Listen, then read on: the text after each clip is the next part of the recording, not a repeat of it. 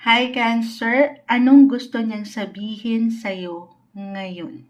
Itong taong inisip mo ngayon, July 2024 energy yung ating hihingin sa baraha. One full card lamang po tayo, love reading. Okay, para sa mga Cancer, para sa taong ito.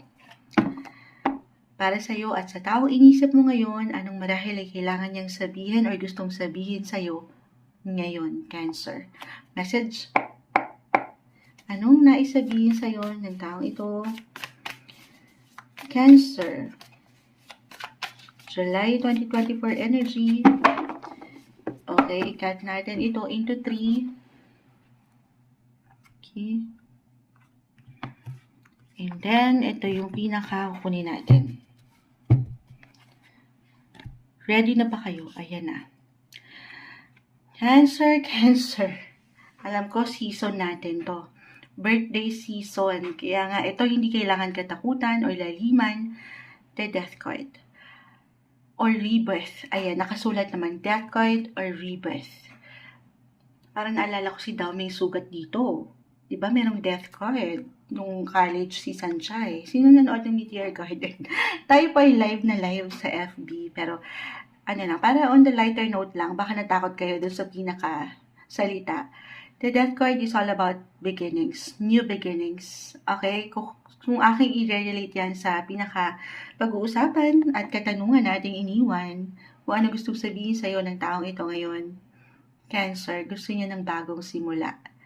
Bagong simulain sa inyo. So, merong renewal. Okay? Kumbaga, lalo pa kung meron kayong ilang pinagdaanan. Itong mga nakalipas na buwan or taon in the past. Regardless, tayo po ay general message. Just only take what resonate. Para bang andito yung gusto niyang magsimula or ilang simulain. Magsimula tayong muli. Parang ganun. Oo. Na ang ganda. Ayan, nakangiti ang Moonchild. Parang meron itong mga bago. Okay? O ilang pagbabago na gustong maramdaman, makita mo na nagbago na siya. Pwedeng ganun. New beginnings. New spark. Yung kilig. Gusto nito marahil ibalik.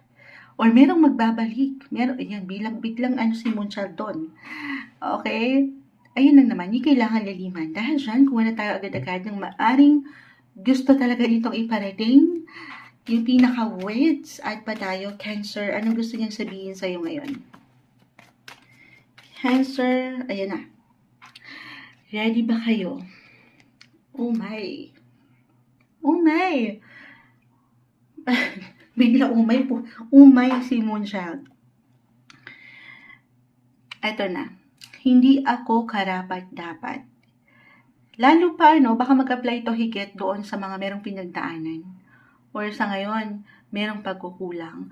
Or meron nang hindi pwede, hindi dapat. Ayan nga, hindi ako karapat-dapat. New beginnings Kung single ka ngayon at parang totally ang labo na nung inyong connection. Bakit? Why I'm getting a message na magsimula ka, kahit ikaw lang muna. Ikaw na lang muna. Ikaw na lang. I mean, ayan, diretso si Moonchild. Kasi alam niya sa kanyang sarili na hindi mo siya deserve. Okay? Deserve mo ang bagong simulain, Cancer, na magiging masaya ka, kahit ikaw lang. Okay? Again, just only take what resonate. Ang daming nais iparating ng baraha.